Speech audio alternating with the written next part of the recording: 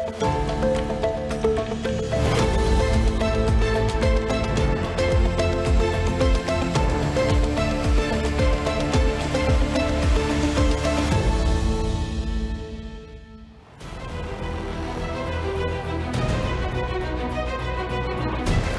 minta ya dukungan para relawan dan pendukung Pak Jokowi yang belum terafiliasi dengan partai tertentu agar menjadikan PSI sebagai rumah perjuangan bersama.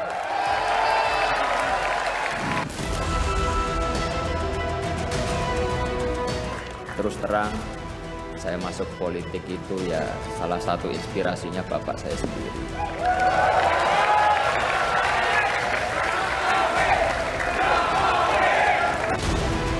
Baru jadi dua hari jadi kader PSI udah jadi ketua umum.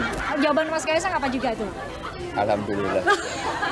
Kok ada yang bilang kalau itu gara-gara anak presiden, iya. Mas Kaisang jawab apa? Ya udah enggak apa-apa tuh.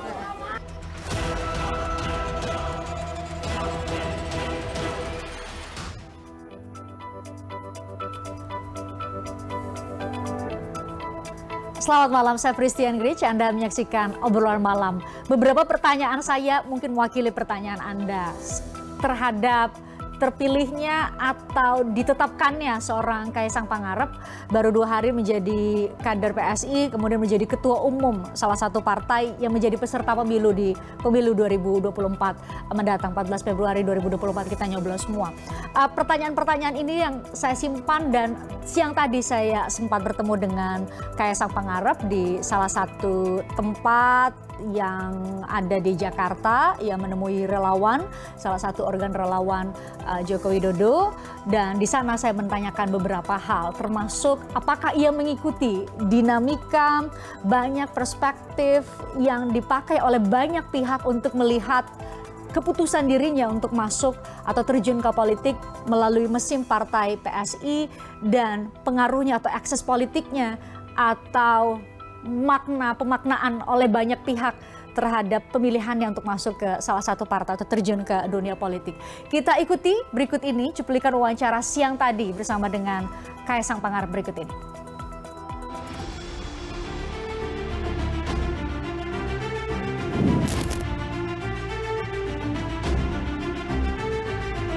Tanya beberapa hal. Tadi termasuk soal kegiatan hari ini, kayaknya beberapa waktu ini sudah rutin belusukan dan ketemu banyak. Gimana? Mungkin bisa cerita pengalaman setelah beberapa hari jadi ketum PSI? Ya, saya rasa bagus. Bagus apanya? Bagus apanya? Ya bagus, banyak dukungan, banyak antusias juga. Tapi kegiatan Mbak Erina mungkin dampingin gimana? Beda kegiatan saat masih jadi YouTuber, sekarang jadi ketum PSI gimana? Sama aja Seru kan? Ya. Dan Seru. sama aja kok juga. Masa sih? Sama-sama Ketemu relawan Pak banyak. Jokowi masa sih? Ketemu relawan Pak Jokowi langsung, makan di rumah warga Kan kayak dulu gini. juga udah pernah, dari 2014 kan saya juga ikut. Cuma kan saya di belakang layar. Sekarang sebagai ketua umum partai, ada hal yang berbeda nggak? Apa? Ada yang berbeda nggak perasaannya, Ya. tanggapan dari warga? Yang berbeda pasti kalau dulu yang dikasih makan bapak, sekarang saya juga dikasih makan. Ya. Dek, banyak yang nanya, nanti gebrakan Mas Kaisang nih sebagai ketum PSI, apa ya kira-kira? Ya nanti kalau ditanya apa dikasih tahu sekarang nggak jadi gebrakan nanti. Oh iya juga ya, bener juga ya. Tapi dalam waktu dekat nggak? Ada tenggat waktunya kira-kira? Udah diskusi sama Bro Jen, yang pasti bikin kaget itu aja. Bikin kaget, apa itu kira-kira ya? Hah? Apa itu ya kira-kira? Main cilukba. Main ciluk bah. Sangat populer di media sosial yang lain, pasti ngikutin perbincangan. Tadi saya sudah nanya ke Bro Sekjen sebenarnya soal tanggapannya. Banyak yang mengartikan, nih Mas Kaisang masuk PSI berarti Pak Jokowi berat hatinya ke PSI nggak sih sebenarnya dibanding dengan Partai Demokrasi Indonesia Perjuangan misalnya? Enggak ya? Atau gimana? Biasa aja saya rasa. Biasa aja, semua biasa aja. Nah banyak juga yang nanya nih, Mas Kaisang jadi ketum PSI atau terjun ke politik, targetnya apa sih sebenarnya? Apa? Target politiknya apa? Ya targetnya salah satunya menciptakan banyak pemuda, banyak pemimpin muda yang punya semangat untuk membuat Indonesia lebih baik. Oke, membuat Indonesia lebih baik, khususnya anak muda. Ya saya mau banyak anak muda mendorong anak muda untuk menjadi pemimpin. Oke, Mas.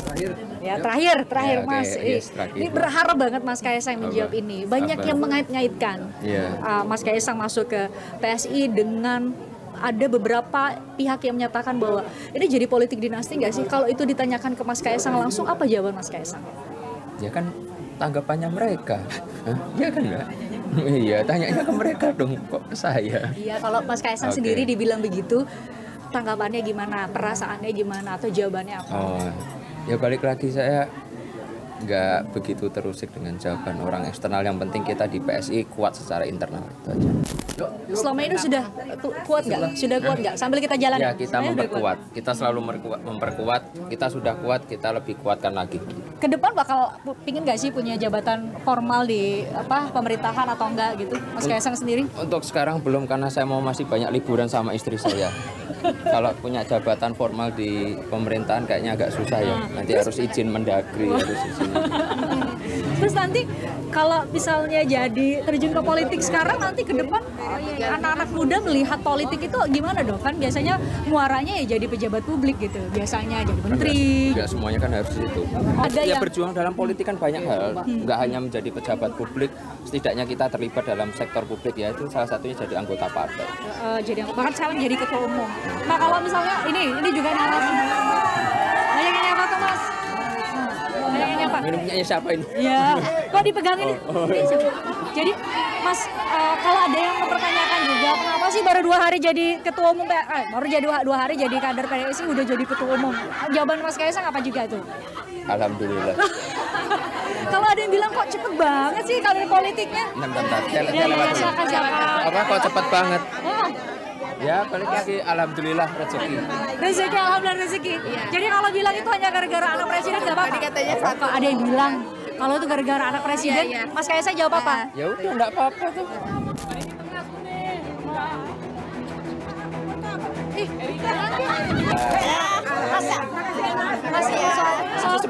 Soal capres loh Mas, soal capres. Kira-kira PSI kan ditunggu-tunggu nih. Siapa kira-kira sosok capresnya? Apa? Kira-kira sosok capres yang didukung nanti itu kapan pengumumannya? Ya nanti tunggu dulu. Oh ya. Oh ya. Ya Sukses ya. sambil jalan aja. Sambil jalan. Susah Mbak di sini. Kasusnya malahan. Ciri-cirinya, kriterianya Apa? gitu loh Mas, kriteria capres. Oh, kriteria capres laki-laki. Iya pasti. Tanya kriteria capres laki-laki. Ya pasti ada dua. Dia deg-degan Pak Sekjen. Dia P. Pak Prabowo atau Pak Ganjar?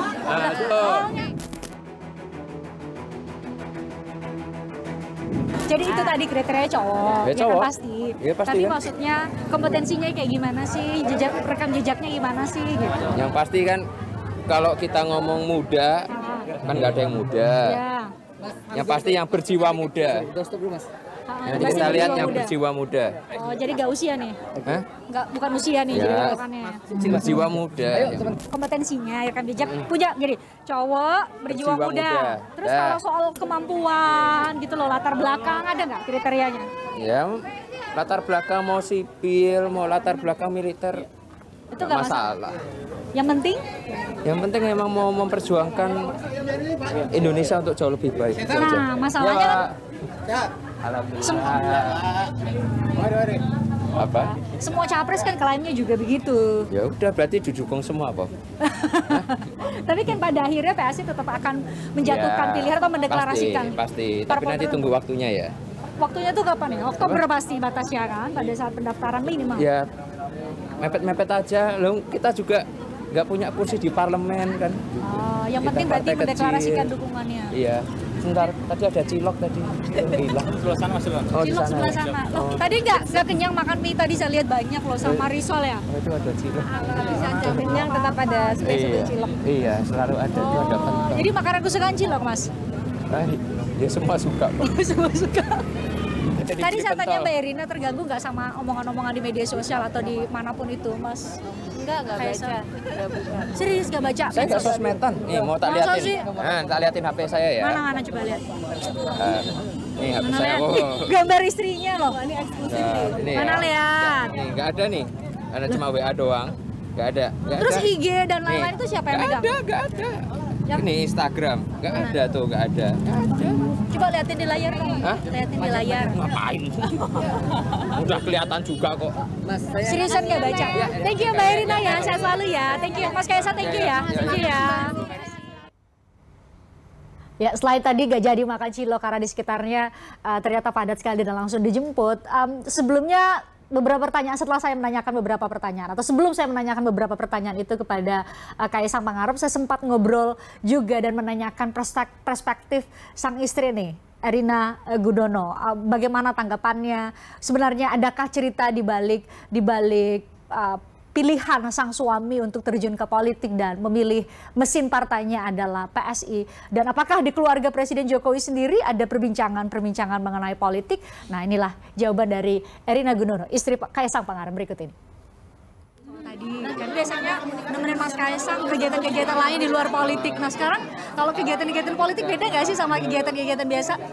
Ya beda, tapi lebih seru sih. Antusiasmenya kan besar gitu. Antusiasme karena ketemu langsung rakyat, ketemu simpatisan gitu ya. Terus apa? Gimana? Mungkin bisa cerita pengalamannya beberapa hari dong ya? Jadi ketemu Baru beberapa hari. Gimana? Kayaknya kalau kami wartawan nerima jadwalnya Mas Kaisang kayak padat banget ya per hari. Dan Mbak Erina selalu bareng gitu. Iya. Sebenarnya sekalian jalan-jalan juga gitu. Kenal orang-orang baru, seru sih. Selama beberapa hari ini Mas Kaisang cerita apa sih atau diskusi apa sih kalau misalnya lagi di rumah atau berdua, berubah nggak jadi situasi politik itu nggak Mas Kaisang? Jadi lebih serius nggak? Biasanya kayak coba bahas apa sih, seneng gitu, dia seneng. Kemarin kayak ke apa belusuan ke TK gitu, seneng dia cerita, seneng dia, seneng lihat aku seneng juga gitu. Oh gitu ya? Lihat anak-anak kecil seneng gitu. Oh gitu ya? Oh ternyata Mas Kaisang seneng juga ya belusuan kayak gini, panas-panasan gini? Seneng dia, emang seneng ngobrol, seneng dengerin orang, seneng bercanda juga.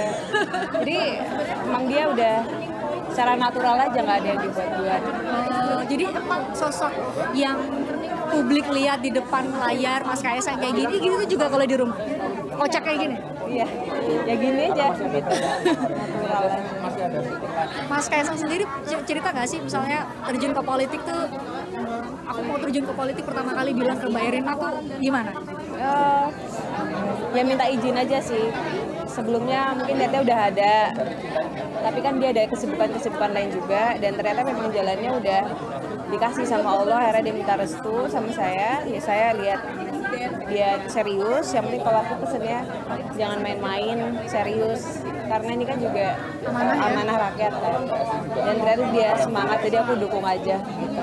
Tapi Mbak Erina berarti siap mendampingi dengan segala kepadatan acara, konsekuensi kayak gini, ketemu banyak orang bisa jadi, atau bahkan ada yang setuju atau nggak setuju sama Mas Kaisang, atau ada yang suka dan tidak suka sama Mas Kaisang?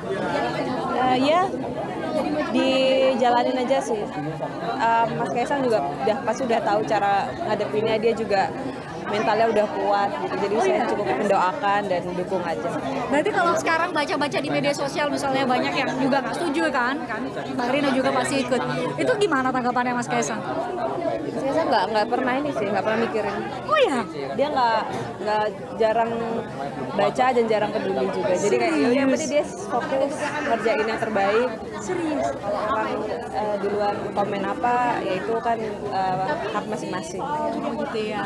Kalau lagi pertemuan keluarga gitu bahas politik sebenarnya nggak sih? Enggak sih, lebih kayak bercanda aja. Nggak pernah bahas politik gitu. Termasuk sama Pak Jokowi sendiri nggak pernah bahas kalau Mas Kaisang? Enggak sih sebenarnya. Serius?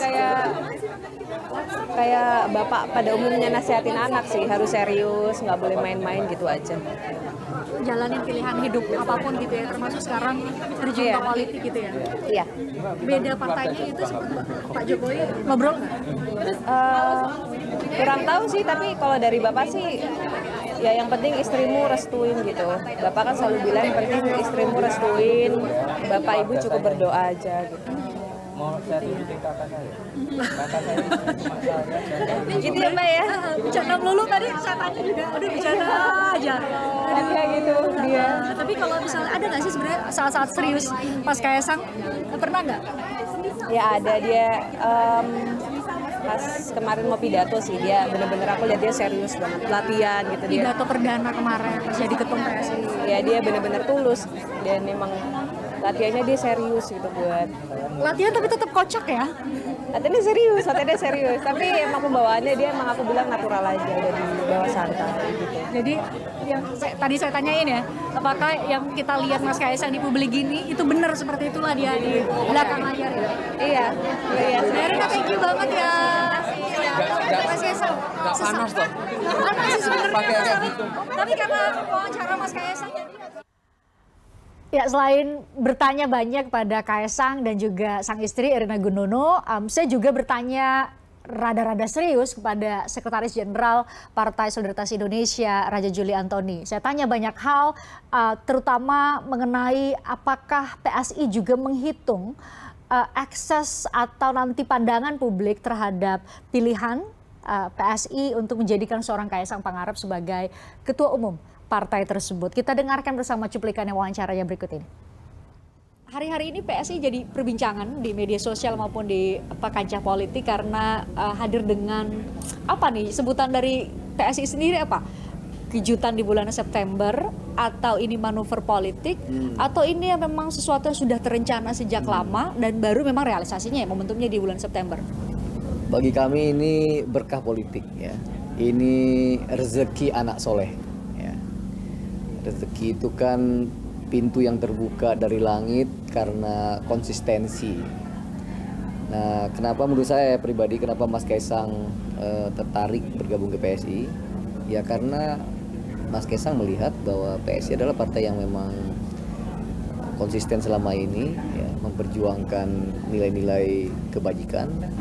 Kami adalah orang yang selalu berteriak tentang anti korupsi, bahkan alhamdulillah anggota DPR kami, DPRD kami tidak ada yang kena kasus korupsi. Kami juga partai yang konsisten memperjuangkan toleransi dan melawan intoleransi. Nah, karena konsistensi inilah saya kira Mas Kaisang ya bersedia menjadi ketua umum kami. Jadi kalau mengikuti cara berpikir kebanyakan ya, ini kan anaknya Pak Jokowi ya. Justru saya melihat Mas Kaisang ini adalah seorang pejuang ya, seorang yang ingin justru bergabung di partai yang sering diledek sebagai partai ingusan ya, partai bocil, partai 0, ya. Justru beliau mengatakan ya saya bergabung di sini untuk punya legacy, saya masuk sini ya insya Allah nanti sampai 4% kira-kira gitu. Harapannya bisa lolos parlemen ya. Tapi kan itu bukan keberadaan atau masuknya Mas Kaisang dan kemudian langsung menjadi posisi ketua umum, kan itu ada akses dan perspektif dari berbagai macam pihak juga itu. Satu karena Mas Kaisang adalah anak Presiden Jokowi, dan yang kedua adalah Mas Kaisang langsung menjadi ketua umum. Nah, mungkin PSI bisa menjelaskan ada korelasi nggak tuh? Karena kan banyak yang menyebut ya Mas Kaisang bisa jadi ketua umum PSI karena anaknya Presiden. Itu benar nggak? Ya, pertama itu fakta bahwa Mas Kaisang adalah anak Pak Jokowi ya. Dan Mas Kaisang sendiri bilang waktu ditanya ini ada privilege, ya dia bilang ya saya memang ada Pak Jokowi gitu. Kalau itu memang disebut ada sebuah privilege. Tapi sekali lagi kalau saya melihat kita selalu berbicara pada level kapasitas dan kapabilitas. Mas Kaisang punya kapasitas kok, punya kapabilitas kok, dan dibuktikan nih satu hari setelah diresmikan menjadi ketua umum, beliau langsung in charge ya, langsung memimpin rapat, menyusun strategi, berbagi tugas, langsung datang ke relawan-relawan, hari ini juga ke Pertiwi. Ya kelihatan ini memang ya punya leadership gitu. Jadi bukan anak muda biasa, tapi memang anak luar biasa. Ya poin tadi itu, dia memilih untuk bergabung di partai 0, ya kalau dia memang punya privilege seperti logika kebanyakan yang anak presiden kan ya, bisa ke partai yang besar gitu ya. Bisa gabung ke partai besar, nggak perlu keringat, nggak perlu kerja keras gitu. Tapi dia justru gabung ke partai yang belum ada di parlemen gitu ya. Ya Ya itu kan menunjukkan bahwa ini bukan orang anak muda sembarangan. Tapi kan ada faktor lain juga yang jadi yang mempengaruhi sudut pandang banyak pihak. Satu, ya selain Mas Kaisang kondisinya memang adalah anak Pak Jokowi. Dua, PSI itu kan partai yang lekat sekali dengan sosok Jokowi. Jadi agak sulit kemudian melepaskan, misalnya masuknya Mas Kaisang, kemudian orang jadi bertanya banget lah, lantas kemana nih dukungan PSI ini? Dan PSI hari-hari ini belum mendeklarasikan mendukung capres tertentu. Kan itu menjadi pertanyaan, apakah gerbong relawan Pak Jokowi semua akan ke PSI misalnya? Itu harapan ya, seperti yang disampaikan oleh Mas Kaisang. Mas Kaisang berharap di pidato perdana itu beliau mengatakan berharap PSI akan menjadi rumah yang nyaman bagi para relawan ya, yang belum terafiliasi di partai politik ya. Jadi kalau memang sudah terafiliasi politik ya nggak apa-apa. Kita mencari para nasionalis muda atau nasionalis yang berjiwa muda yang belum terafiliasi di partai politik manapun ya. Jadi kami tidak akan mengganggu kawan-kawan partai lain. Nah, yang belum terafiliasi inilah kami berharap bisa bergabung menjadi calon anggota legislatif PSI, menjadi pengurus PSI, atau sekedar menjadi relawan yang untuk memenangkan PSI sampai 4% nanti di PT 2024. Ya. Mas, banyak juga yang kemudian mengait-ngaitkan keputusan Mas Kaisang langsung menjadi ketua umum PSI dan kemudian sekarang menjadi, ini pertanyaan, sudah mau datang ya? Oke. Ini pertanyaan terakhir, Mas Kaisang menjadi ketua umum PSI ini akan dalam tanda petik mempengaruhi hubungan Pak Jokowi dengan partainya yaitu PDIP, Mas. Itu gimana? Iya, Mas Kaisang sudah jelaskan juga bahwa hubungan Pak Jokowi dan Bu Mega itu bukan urusan Mas Kaisang.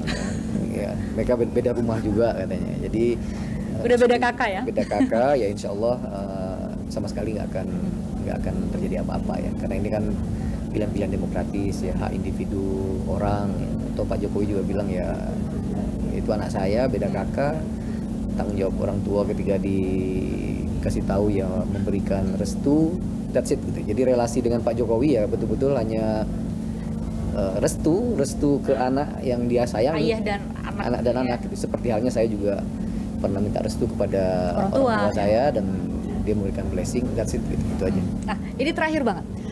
Hubungan antara PSI dan PDIP itu kan dipersepsikan oleh sebagian tuh kurang mulus lah, kurang dekat lah. Padahal sama-sama warna merah, satu warna merah tua, satu warna agak muda lah. Persepsi salah, saya sering WA dengan Mas Hasto gitu ya? Terakhir juga ketemu. Berarti publik salah dong yang ngait-ngaitin gitu ya?